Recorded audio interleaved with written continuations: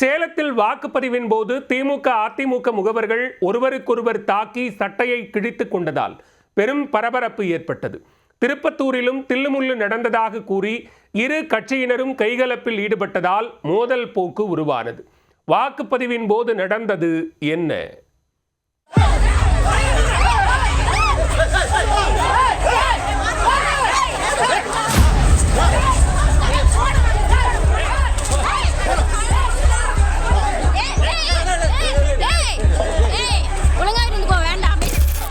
சேலத்தில் வாக்குப்பதிவின் போது ஆதரவு திரட்டும் வகையில் பேசியதாக கூறி ஏற்பட்ட வாக்குவாதம் மோதலாக வெடித்த காட்சிதான் இது.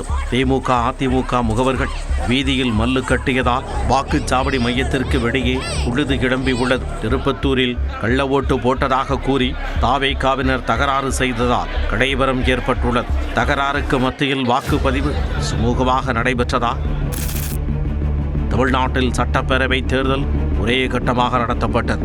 இதையொட்டி சேலம் மாநகரில் அரிசிப்பாளையத்தில் உள்ள 139ஆம் எண் வாக்குச்சாவடியில் வாக்குப்பதிவு விறுவிறுப்பாக நடைபெற்றது. அப்போது முகவர் ஒருவர் தனது கட்சிக்கு ஆதரவாக வாக்களிக்கும்படி வாக்காளர்களிடம் பேச்சு கொடுத்ததாக கூறப்படுகிறது. இது தொடர்பாக அதிமுக முகவர் கந்தசாமிக்கும் திமுக முகவர் செந்திலுக்கும் இடையே வாக்குவாதம் ஏற்பட்டுள்ளது. வாக்குவாதம் முற்றியதும் இருவருக்கும் கைகலப்பாகியுள்ளது. அங்கிருந்தவர்கள் அவர்களை விலக்கிவிட முயற்சித்துள்ளனர்.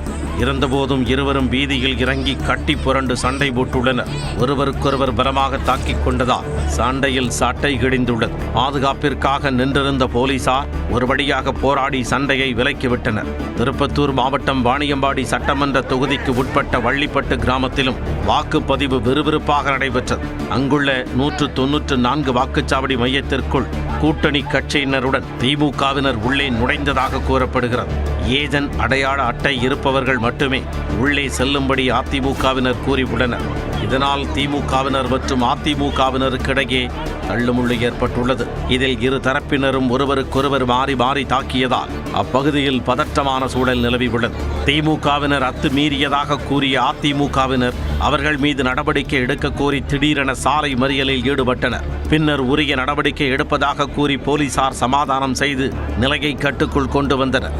ஜோலார்பேட்டை தொகுதிக்கு உட்பட்ட புதுப்பேட்டை அம்மனாங்கோவில் பகுதியில் உள்ள வாக்குப்பதிவு சாவடியில் விறுவிறுப்பாக வாக்குப்பதிவு நடைபெற்றது. அங்கு அதிமுகவினர் வாக்குச்சாவடி மையத்திற்கு அருகிலேயே வாக்கு சேகரிப்பில் ஈடுபட்டதாக குற்றம் சாட்டப்பட்டது. இதை திமுகவைச் சேர்ந்த சோமு என்பவர் தட்டி கேட்டுள்ளார்.